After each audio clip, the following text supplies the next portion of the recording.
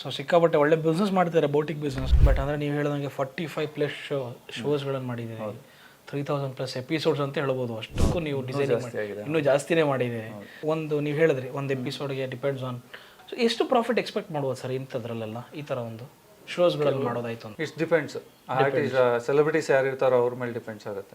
ಒಂದು ಸೂಟ್ ಅಂತ ಇಟ್ಕೊಳ್ಳೋಣ, ಒಂದು ಗಾಗರ ಅಂತ ಇಟ್ಕೊಳ್ಳೋಣ, ಅಥವಾ ಇನ್ನೊಂದು ಶೇರ್ವಾನಿ ಅಂತ ಇಟ್ಕೊಳ್ಳೋಣ. ಒಂದೊಂದಕ್ಕೆ ಏನೇನು ಪ್ರಾಫಿಟ್ ಎಕ್ಸ್ಪೆಕ್ಟ್ ಮಾಡ್ಬೋದು ಸರ್ ಈ ಥರ ಒಂದು ಬಟ್ಟೆಗಳಲ್ಲಿ ಅಥವಾ ಈ ಥರ ಸೂಟ್ಸ್ನ ಹೊಲಿಸ್ಕೊಳ್ಳೋರ್ಗಾದ್ರೆ? ಅದು ನಾವು ಹೇಗೆ ಮಾಡ್ತೀವಿ ಅನ್ನೋದ್ರ ಮೇಲೆ ಡಿಪೆಂಡ್ ಆಗುತ್ತೆ. ಈಗ ಒಂದು ಸೂಟ್ ಮಾಡಿಸ್ತೀವಿ 6000ಗೂ ಮಾಡಿಸ್ಬೋದು, ಓಕೆ 6000ಗೂ ಮಾಡಿಸ್ಬೋದು. ಅದು ಡಿಪೆಂಡ್ಸ್ ಆನ್ ಮೆಟೀರಿಯಲ್ ಕ್ವಾಲಿಟಿ ಮೇಲೆ ಹೋಗುತ್ತೆ. ಅಂಥದ್ರಲ್ಲಿ ಎಕ್ಸ್ಟ್ರಾ ಅದೇ ಸೂಟ್ನ ನಾನು 25,000 30ಗೂ ಮಾಡಿಸ್ಬೋದು. ಅದು depend on quality of material is most important. ಎಷ್ಟು ಪ್ರಾಫಿಟ್ ಎಕ್ಸ್ಪೆಕ್ಟ್ ಮಾಡ್ಬೋದು ಇಂಥದ್ರಲ್ಲೆಲ್ಲ ಅಂತ? ಒಂದೊಂದರಲ್ಲಿ ನಾವು 2,000 to 3,000.